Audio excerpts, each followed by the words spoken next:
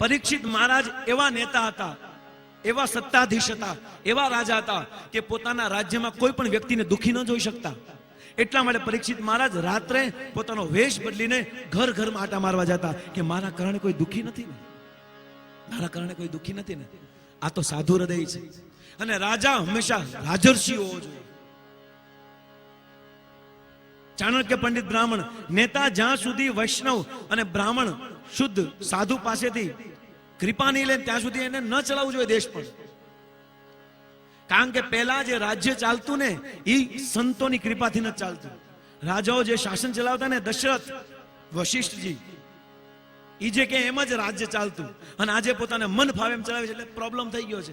રામ રાજ્યની તો ઈચ્છા છે, પરંતુ હરેક વ્યક્તિના હૃદયમાં રાવણ પીડા છે. ખાખ રામ રાજ્ય થાય, રામ રાજ્ય કરી દઈશું. રામ રાજ્ય કઈ રીતે થશે? જ્યાં સુધી હૃદયની અંદરના રાવણ નહીં મરે ત્યાં સુધી રામ નહીં આવે, અયોધ્યા નહીં બને. પરીક્ષિત મહારાજ એક વાર વિચરણ કરતા કરતા એક દ્રશ્ય જોયું કે એક બળદ હતો. આ બળદને એક રાજા તલવાર લઈને એના 3 પગ કાપી નાખ્યા અને ગાય બાજુમાં રડે છે. રુદંતી ગાય. અને ગાય ભગવાનને બહુ પ્રિય છે. મારે ને તમારે આ જગતમાં રહેતા રહેતા ત્યાં સુધી આ પ્રકૃતિનો સામનો કરવો પડશે જ્યાં સુધી ભ્રૂણ હત્યા અને ગૌ હત્યા બંધ નહીં થાય.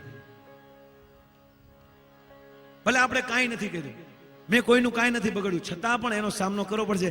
કારણ કે ખબર તો છે ગૌ હત્યા થાય છે. જે વ્યક્તિને ખબર છે ને ગૌ હત્યા થાય છે એ વ્યક્તિ પણ પાપનો ભાગીદાર છે. એટલા માટે ઘણી વાર કહે ને આપણે કે આ પ્રકૃતિ દ્વારા દુઃખ આવ્યું, એમાં બિચારા ઓલા નાના છોકરાએ શું કર્યું, એમાં ઓલા બિચારાએ શું કર્યું, પણ એને ભલે કાંઈ નથી કર્યું પણ એને ખબર તો છે આ ગૌ હત્યા થાય છે, ભ્રૂણ હત્યા થાય છે. એટલા માટે એ પણ પાપનો ભાગીદાર બને છે. આ જગતમાં અટકાવવું હોય ને, 5 પૈસા ન મળે તો વાંધો નહીં, એક ફેક્ટરી વધારે ન બને તો વાંધો નહીં, પણ એક ગાય કપાતી બંધ કરશો ને, તમારી પાસે જેટલી ધન સંપત્તિ છે ને એનાથી કરોડો ગણી ધન સંપત્તિ ભગવાન તમને અર્પણ કરી દેશે. એટલો પ્રયાસ કરો, કારણ કે આપણો અધિકાર છે, કારણ કે ભગવાનને પ્રિય છે. નમો બ્રાહ્મણ દેવાય ગૌ બ્રાહ્મણ હિતાય ચ જગત હિતાય કૃષ્ણાય ગોવિંદાય નમો નમઃ. બ્રાહ્મણ ગાય ભગવાનને બહુ પ્રિય છે. નમો બ્રાહ્મણ દેવાય ગૌ બ્રાહ્મણ બેઠા છે ને આ બ્રાહ્મણો, આ ભગવાનને બહુ પ્રિય છે. એટલા માટે રક્ષા. ગાય રડે છે. પરીક્ષિત મહારાજ કે શું થયું? તાકે જો તો ખરા આ બેલને કાપે છે એટલા માટે રડવું આવે છે. હકીકતમાં સમય એવો આવશે ને કે 15, 20, 30 વર્ષ પછી આપણા છોકરાને ગાય શું છે ને એ ખબર નહીં હોય. કારણ કે ભેંસના દૂધ પીવા છે અને ભેંસના દૂધ પીને ભેંસ જેવા થવું. ભેંસ રજોગુણી છે, એ ગટરમાં જ હોય, એને કેટલી લાકડી મારો હોન મારો જો તો અનુભવ ગાડી હાંકવાળાને ખબર હોય. ભેંસ હાલતી હોય ને ટોટ હલે જ નહીં, અને એનું દૂધ આપણે પીએ. એટલે આપણે સંતો બિચારા માથે ટપકા મારે, ભજન કર ભજન કર ભજન કર. આપણે હલવાનું થાતું તમારે થાય કલ્યો. કારણ કે ભેંસનું દૂધ નાનપણમાં હતા ત્યારે માતાનું દૂધ પીધું, માતાના સંસ્કાર આવ્યા આપણે. મોટા થશું ગાયનું દૂધ પીશું, ગાયના સંસ્કાર આવશે. અને ભેંસનું પીશું તો ભેંસ ના આવશે. અને નાના છોકરા મુંબઈ વાળાને તો ખબર જ નહીં હોય આ ગાય શું છે. એને તમે પૂછો આ ગાય, તો ગાય શું, દૂધ ક્યાંથી આવે? તો દૂધ વાળા આગળ, અને ખબર નથી. એટલા માટે મારા ભક્ત બહુ સુંદર કહે છે, એક સ્કૂલમાં નિબંધ લખવાનો હતો કાવ વિશે, ગાય વિશે. એક બહુ ઊંચી સ્કૂલ હતી, ઇંગ્લિશ મીડિયમ, બહુ ધડાધડ એજ્યુકેશન. હવે એમાં બધા છોકરા વીઆઈપી હતા. ક્યારે દેહ જોયું નથી, ક્યારે ગામડામાં ભાભલાઓને જોયા નથી, ક્યારે ધોળી પાઘડીને જોઈ નહીં, ક્યારે ગાયને જોઈ નહીં, ખેતી જોઈ નહીં. હવે એને ગાયનો નિબંધ લખવાનું કીધું. હવે ઓલો પેલા તો પરસ્યો નીકળો ઓલાને કે હારું લખું હું. પછી એને સાહસ કર્યું, ગાય હમારી માતા હૈ, હमें कुछ नहीं आता है. શું કરે, લખવું જ પડે. અને ઓલા પેપર તપાસ કરવાળા સરે જોયું, ગાય હમારી માતે, માળો ખરો છે કે. અને એનો માથું ભાંગે, હું કોઈ વાંધો નહીં. બેલ હમારા બાપ હૈ, માર્ક દેના પાપ હૈ. એને સામે લખ્યું કે ગાય તારી માતા છે તને કાંઈ નથી આવડતું તો બેલ આપણો બાપ છે ને માર્ગ દેવું પાપ છે એટલે નથી દેતો માર્ગ, 0. ગાયનું પ્રોટેક્શન, ગાયનું સંરક્ષણ હરેક જીવનો અધિકાર છે. એટલા માટે ભક્તિવેદાંત સ્વામી શ્રીલ પ્રભુપાદ ઇસ્કોન સંસ્થાના સંસ્થાપક આચાર્ય જ્યાં મંદિર હોય ને ત્યાં ગૌશાળા બનાવે છે. અને એમને સતત સુરતમાં 7 થી 8 વર્ષ સુધી મેં પ્રયાસ કરીએ છીએ કે આ સાચી કૃષ્ણ ભક્તિનો પ્રચાર કરવાનો, ભાગવતનો પ્રચાર કરવાનો. આ જગતમાં જે લોકો માયાથી મોહિત થઈને આ જગતમાં આસક્તિથી પીડાઈ ગયા છે, માતા પિતાના વાત માનતા નથી, નશો વ્યભિચારમાં પડી ગયા છે, આવા બધા લોકોને, આવા બધા યુવાનોને અમારે સાચે માર્ગે લઈ જવા છે. પણ એ સાચે માર્ગે લઈ જવા માટે અમારી પાસે કોઈ સ્થાન નથી. એટલા માટે મેં કાલે પણ કીધું હતું કે અમારે ભગવાનને આ ભાગવત અમે કરશું તો અમારી તો પ્રાર્થના એ જ છે, તમે જે ફળ માંગો એ તમને મુબારક છે. પણ ભાગવત કર્યા પછી મારી પ્રાર્થના તો ભાગવતની એ જ રહેશે કે જો તમારે કંઈક આપવું હોય ને તો અમારી એ જ પ્રાર્થના છે કે વરાછા રોડ ઉપર એક ભગવાન રાધા કૃષ્ણનું મંદિર થઈ જાય. એ જ ફળ જોતું છે. અને એ ફળ એ સિમેન્ટ કોન્ક્રીટનું મંદિર અમારે નથી બનાવવું. એ મોટા મોટા હેવી મંદિર મુબારક જે બનાવે એને. અમારે કેવું મંદિર બનાવવું છે જ્યાં લોકો આવીને આપણી ભારતીય સંસ્કૃતિના સંસ્કાર લઈ જાય. આ ઉકલતા લોહી આ યુવાનોને અમારે ભગવાનની ભક્તિ શીખવાડી છે કે માતા પિતાની કેમ સેવા કરાય. ઘરેથી નીકળે ને ત્યારે માતા પિતાને પ્રણામ કરી નીકળે અને ત્યારે એના માં અને એના બાપના આંખમાંથી આંસુરા નીકળે ને આ આંસુથી ભગવાન શ્યામ સુંદર પ્રસન્ન થાય છે કે મારો દીકરો સુધરો. અમારે નવી પેઢીને સુધારવી છે, યાદ રાખો. અને નવી પેઢીને સુધારવા માટે નવી પેઢીની સમાન ચાલુ પડશે. લેપટોપનો ઉપયોગ કરવો પડશે, પ્રોજેક્ટરનો ઉપયોગ કરવો પડશે, સેમિનાર કરવા પડશે. કારણ કે નવા પેઢીને સમજાવવા માટે એની જ ગતિએ ચાલવું પડશે. કોઈ વ્યક્તિ 100ની સ્પીડે જતો હોય ને તો આપણે 5ની સ્પીડથી જઈશું તો એને નહીં પકડીએ કે આપણે પણ એની સ્પીડથી જવું પડશે. પ્રભુપાદજીને એકવાર લંડનમાં પ્રશ્ન પૂછ્યો, અરે સાધુ તો એને કહેવાય કે જે ઉઘાડા પગે ચાલે, ચાલીને પ્રચાર કરે. તમે તો મોટી મોટી ગાડીઓ લઈને ફરો છો. સાધુ ક્યારે ગાડીઓમાં આટા ન મારે, તો ચાલીને સેવા કરે. પ્રભુપાદજી કે કોઈ વાંધો નહીં, તમારી વાત સાચી છે, પણ આ કલિયુગના લોકો જે છે ને એ જેટ વિમાનની સ્પીડથી નરકમાં જાય છે. જેટ વિમાનની સ્પીડથી નરકમાં જાય છે અને હું બળદ ગાડું લઈને જઈશ તો એને નહીં પહોંચી શકું. એટલે મારે પણ એની સ્પીડથી ચાલવું પડશે અને એ લોકોને ભગવાન કૃષ્ણની ભક્તિ શીખવાડવી પડશે. નહીં યાર, એની સમાન ચાલવું પડશે. એના વિચારોને પણ સમજવા પડશે. એટલા માટે અમે SVR કોલેજ, NIT કોલેજ જે છે સુરતમાં, જે એકદમ હાઈ પ્રોફેશનલ કોલેજ છે, ત્યાં અમારો પ્રચાર ચાલે છે. અને ત્યાંના યુવાનો ભક્ત બને છે.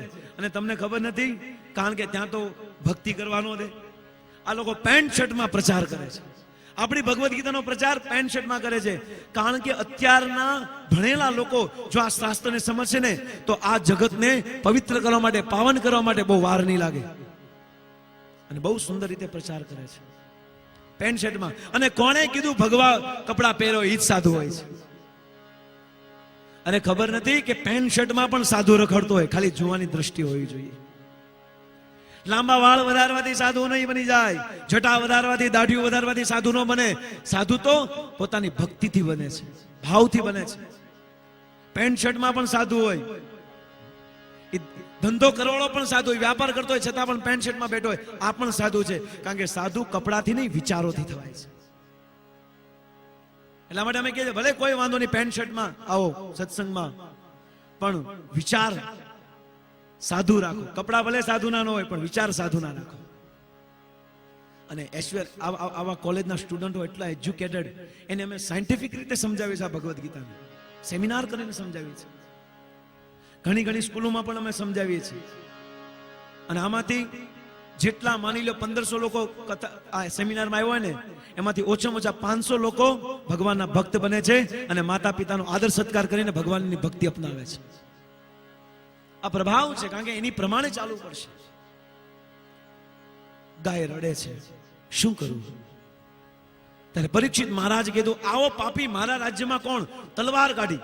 અને તલવાર કાઢીને જો મારવા ગયો ત્યારે પગે પડી ગયો, ક્ષમા કરો. હે રાજા, ક્ષમા કરો. તો કે તું કોણ છો? તો કે પ્રભુ, હું કલિયુગ છું. સતયુગની આયુષ્ય 7,28,000 વર્ષની, દ્વાપરની 12,96,000 વર્ષની, ત્રેતાયુગની 12,96,000 વર્ષની, દ્વાપરની 8,64,000 વર્ષની અને કલયુગની 4,32,000 વર્ષની. અને આ વાત 5,000 વર્ષ પહેલાની છે અને કલયુગને શરૂઆત એને 5,000 વર્ષ થઈ ગયા છે. હજી કલયુગનો પ્રવેશ હતો ત્યાં પરીક્ષિત મહારાજે તલવાર લઈને કીધું, એ કોણ છો તું? તો કે હું કલયુગ. તો કેમ? કે મારો સમય થઈ ગયો છે, સમય થઈ ગયો લાવ્યો છું. તો કે મારા રાજ્યમાં નીકળાયથી ભાગ પૃથ્વીમાંથી. આ પરીક્ષિત મહારાજની અંદર એટલી બધી શક્તિ હતી કે પોતાના તલવારથી કલયુગને મારવાની ક્ષમતા હતી. આપણે જે કલયુગમાં રહીએ છીએ ને, અગર પરીક્ષિત ધારે તો આ કલયુગ આવે જ નહીં. આવો મહાન રાજા હતો આ.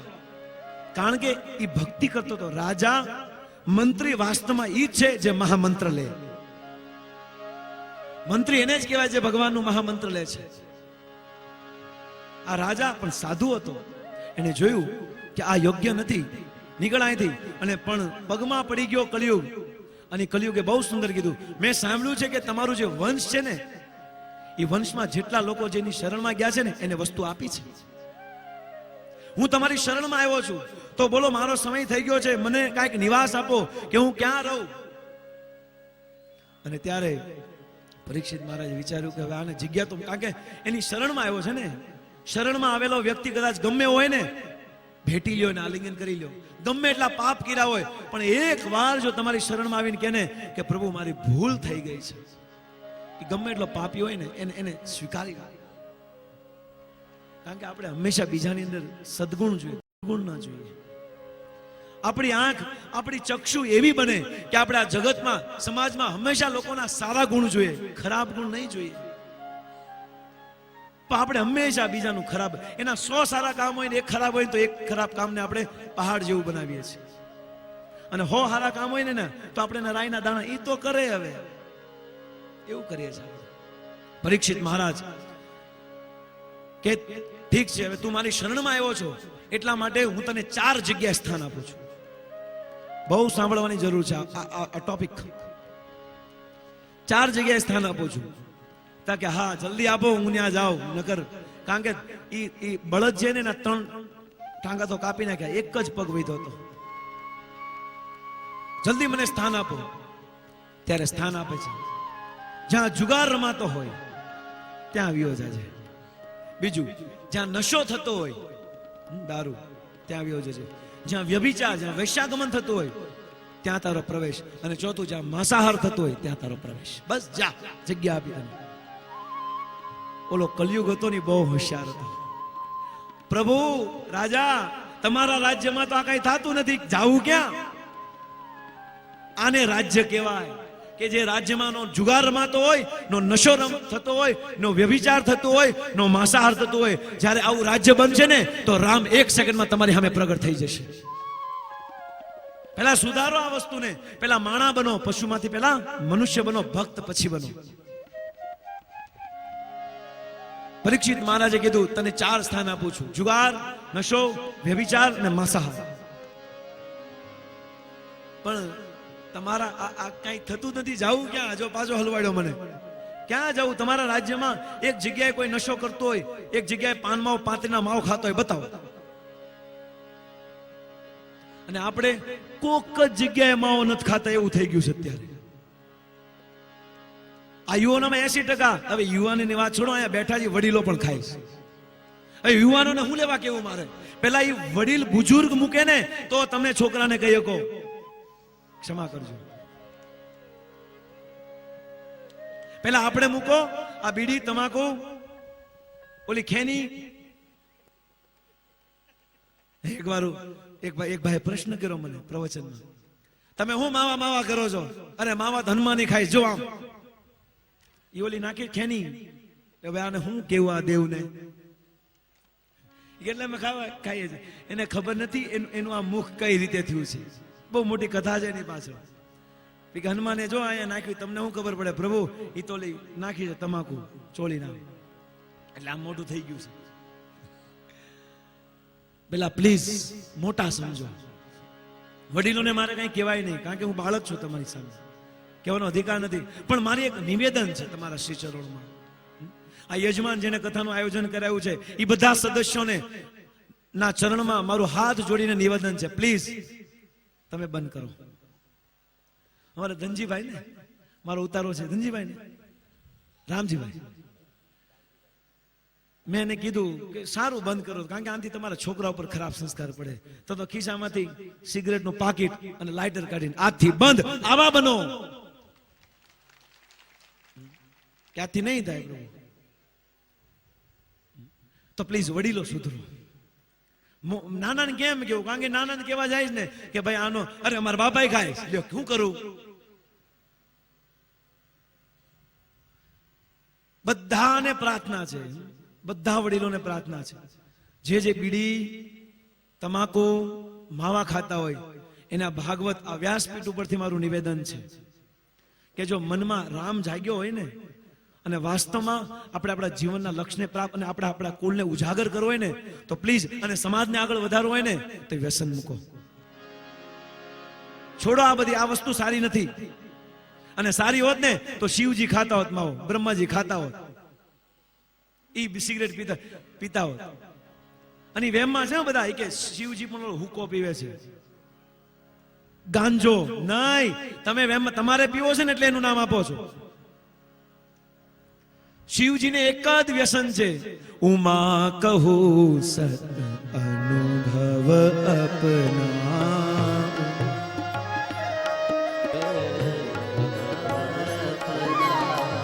ઉમા કહું અનુભવ અપના.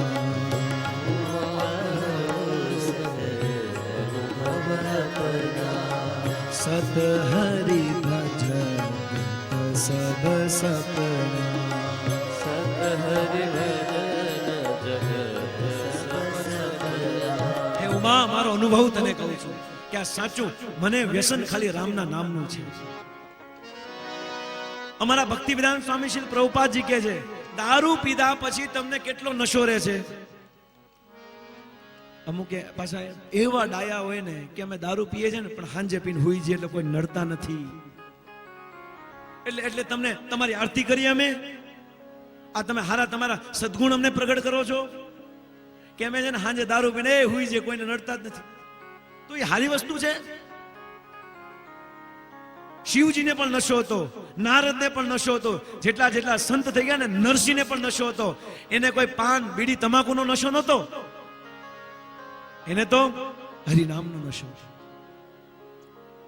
અને એટલો નશો હતો કે આપણે દારૂ પીધા પછી એ નશો 2, 5, 10 કલાકમાં ઉતરી જાય, પણ જે વ્યક્તિ ભગવાનના નામનો નશો કરે જીવન પર્યંત નશો ઉતરતો નથી.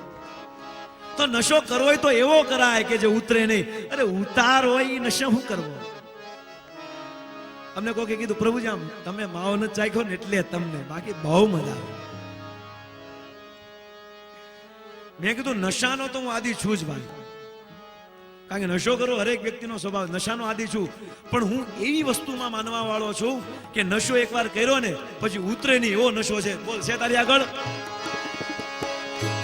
ये नशा जल्दी चढ़ता नहीं है, जो चढ़ जाए उतरता नहीं है.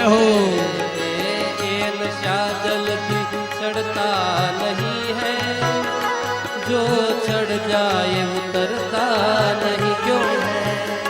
हम तो पीते हैं सत्संग का प्याला, हम तो पीते हैं सत्संग का प्याला.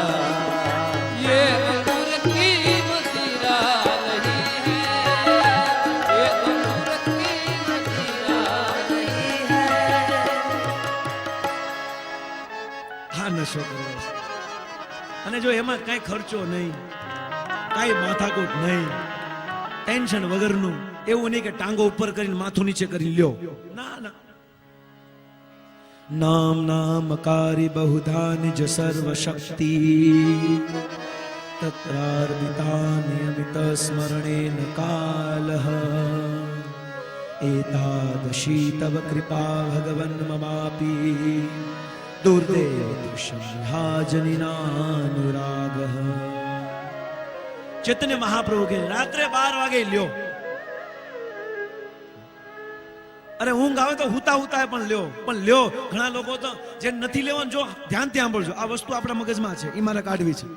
ઘણા લોકોને ભગવાનનું નામ નથી લેવું ને એમ કે પ્રભુ રાત્રે ભગવાનનું નામ ન લેવાય હો, દેવું તારે લેવું નથી ને એટલે કે નાયા વગર ન લેવાય હો.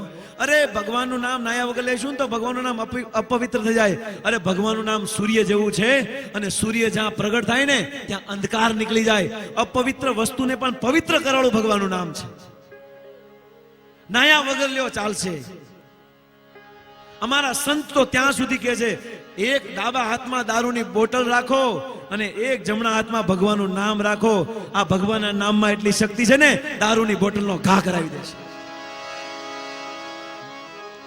એક વાર આની શરૂઆત કરો, વ્યસન ભલે ન છોડો, હરિનામની શરૂઆત કરો ને, વ્યસન છૂટી જશે. કારણ કે એકવાર આ નશો લાગ્યો ને તો ઓલો ઉતાર નશો આપને ગમશે જ નહીં. અને હા, હરિનામનો નશો. પરીક્ષિત મહારાજ 4 જગ્યા પર સ્થાન: જુગાર, નશો, વિચાર અને માંસાહાર. પ્રભુ આ તો તમારા રાજ્યમાં થતું નથી, કઈક બીજી જગ્યાએ સ્થાન આપો. ઠીક છે, સ્વર્ણમાં, સોનામાં તને નિવાસ આપો. સોનામાં સોનું પહેરવું આપણે બહુ ગમે, સોના. હિરણ્ય કશ્યપનો અર્થ થાય છે સોના. સોનાના બે અર્થ થાય, સોના અને સોના. કલયુગ એમાં પ્રવેશ કરશે જે અજ્ઞાનમાં સૂતેલો છે. સોના, ગૌર से सुनिए. મારા એક ભક્ત બહુ સુંદર કહે છે, સોનું એટલે કે સોનું પહેલું નહીં, કારણ કે બિચારા અત્યારે તો 10% આગળ સોનું છે, બાકી બધા ગીરવેજ મૂક્યું છે. લેવા ક્યાં જવું? બીજા 10 તોલા 15 20 તોલા આપતા દીકરીઓને, પણ અત્યારે ભાવ વધી ગયા છે, શું કરું? સોના. સોનાનો અર્થ છે સોના. સોના એટલે કે શું નો અર્થ છે અજ્ઞાન. જે વ્યક્તિ ભગવાનની ભક્તિથી વિમુખ થઈને અજ્ઞાનમાં સૂતેલા છે, આની અંદર પ્રવેશ કરો. સોનામાં પ્રવેશ કરો. સ્વર્ણ, સોનું. અને કીધું ઠીક છે. એટલા માટે ઇસ્કોન સંસ્થા 4 નિયમનું પાલન કરવામાં, જે 4 નિયમનું પાલન અમારા 2 વર્ષના છોકરા પણ કરે છે. કયા 4? એ શાસ્ત્રનો આધાર ઉપર 4 નિયમનું પાલન કરે છે. કારણ કે કલયુગનો પ્રવેશ આ 4 વસ્તુ જ્યાં થતી હશે ત્યાં હશે. એટલા માટે પ્રભુપાદજી કહે છે કે દીક્ષા, અમારામાં દીક્ષા લે છે, પણ દીક્ષાનો અર્થ એમ નથી ઘર બહાર છોડી દે. મેં પણ દીક્ષા લીધી છે. મારે પત્ની છે, 2 છોકરા છે, અને હું ઘરમાં રહું છું. દીક્ષાનો અર્થ ઈ છે કે ઘરમાં રહેતા રહેતા ઘરની આસક્તિને છોડો, ઈ જ દીક્ષા. હવે ઘરને છોડ્યું પણ ઘરની આસક્તિ ધારે લઈને ગયા, ઈ દીક્ષા ખાક છે. દીક્ષા લેવાનો નિયમ અમારે એ છે કે 16 માળા કરવી હરે કૃષ્ણ મહામંત્રની, અને આ 4 નિયમનું પાલન કરવું, તો તમને દીક્ષા મળી જાય. 4 નિયમમાં સૌથી પહેલા જુગાર નહીં રમો, કોઈ પણ જાતની શરત નહીં. આ પેલા નિયમ લેવડાવવામાં આવે. અમે પણ જે વ્યક્તિ ઇસ્કોનમાં જોડાવા માંગે ને, અમે એને કહીએ કે તમે પ્રયાસ કરજો આ 4 નિયમનું પાલન કરવામાં. જુગાર નહીં, કોઈ પણ જાતની શરત નહીં. તો કે પ્રભુ આપણે જુગાર ન રમે, બાજુમાં બેહીએ તો, બાજુમાં બેહે તો વાંધો નહીં ને. અને તમને કહું કે જે જુગાર રમતો હોય ને, અને બાજુમાં બેઠો હોય ને, તો ઈ વ્યક્તિનું ચિત્ત વધારે એમ હોય, કારણ કે એને બધાના પત્તા જોયા હોય. ઓલી 3 પત્તી રમે ને, અને પાછા મરદના ફાડિયા ક્યારે રમે ખબર? જન્માષ્ટમીના દિવસે, ભીમ 11ના દિવસે. 1 નંબરના મૂર્ખ વ્યક્તિ છે, શાસ્ત્રના અનઅધિકારી પાત્ર છે, વાસ્તવમાં સંસ્કાર વિહીન વ્યક્તિ છે. કે આવા પવિત્ર દિવસે, જે દિવસે ભીમે એકાદશી કરી હતી અને 24 કલાક ભગવાનનું સ્મરણ કર્યું હતું, જે દિવસે ભગવાન કૃષ્ણનો જન્મ થાય છે, એ દિવસે જુગાર. અરે પ્રભુ, જુગાર તો યુધિષ્ઠિર રમ્યો હતો, પણ યુધિષ્ઠિરની ઘરવાળીને હારી ગયો તો, તું તૈયારીમાં રહેજે. યુધિષ્ઠિર એની ઘરવાળીને હારી ગયો તો, બધું હારી ગયો તો, તું તૈયારમાં રહેજે કે આ થશે. અને યુધિષ્ઠિર ધર્મરાજ હતા, ક્યારે ખોટું નહોતું બોલ્યા. દેવ તમારું શું છે? હું ક્યારે હાચું નથી બોલ્યો, બસ તો નો રમાય. જુગાર રમવાની ના પાડી છે. અને જુગાર રમવા કરતા જે જોવાવાળો હોય ને, એ જુગાર રમવા વાળા કરતા વધારે રમે છે. અને ઘણા મરદના ફાડિયા પાછા એ દિવસે બંધમાં રમે, બંધમાં. આપણું બંધ બોલતી બંધ કરવાનો છે ભગવાન તારી, જોજે તું. અને હકીકતમાં આપણું જીવન પણ બંધ જ છે. આપણે આપણા જીવનને ખોલ્યું નથી, આપણે આપણા જીવનના પાનાને ખોલ્યા જ નથી. અને પાનાને ખોલો ને તો ખબર પડે દૂડી તીડીને પંજો. ખોટા વેમમાં હતા આપણે, કેટલા વેમમાં હતા કે ના ના મારું જીવન તો બહુ, હું તો કાંઈક લઈશ. આજે આ સુરતમાં 100 ઘંટી દેહમાં આટલી કરવી છે, એક બ્રાન્ચ હોંગકોંગ ખોલવી છે, એક બ્રાન્ચ અમેરિકા, એક બ્રાન્ચ ન્યુયોર્ક, એક બ્રાન્ચ જાપાન, આ બધી બ્રાન્ચો ખોલવી છે. બંધમાં રહેવું છે, ખુલ્લા નથી કરવા પડતા. અને મરશું ને ત્યારે પન્ના ખુલ્લા થશે આપણા જીવનના, અને ત્યારે દૂડી તીડીને પંજો એક હાટું રહી જશું. ઓહો પછી અફસોસ થશે, દૂડી તીડીને ચોખ્ખો આવ્યો જ ને તો સારું હતું. એમ મર્યા પછી જો ભગવાનની ભક્તિ નહીં કરો ને તો અફસોસ રહી જશે કે જ્યારે ભગવાને અમારું શરીર મને આપ્યું હતું ને ત્યારે જો ભગવાનની કૃષ્ણની ભક્તિ કરી હોત ને તો એકો દોડીને તીડી આવી જાય, મારું જીવન ધન્ય થઈ જાય. આપણે આપણા જીવન બહુ બંધ રાખ્યું, ચોખ્ખું કર્યું નથી. બહારથી ગમે એટલા સાફ સુથરા છે, અંદર ગંદકી ભરી છે.